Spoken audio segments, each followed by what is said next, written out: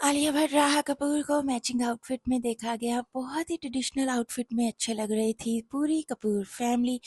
पूजा उन्होंने की अपने नए घर में। जी हाँ, नए घर में गृह प्रवेश हो गया है और अभी घर पर एक पूजा रखी गई थी। बहुत ही ट्रेडिशनल है पूजा पाठ के मामले में कपूर फैमिली, और इसीलिए ही अपने नए घर को लेकर बहुत ही ज़्यादा एक्साइटेड थे आलिया रणबीर काफ़ी सालों से। वो तो राहा कपूर के बर्थ के बाद राहा को अपने नए घर में ही लाना चाहते थे, लेकिन तब उनका घर कंप्लीट नहीं हुआ था, इसीलिए इतने साल लग गए।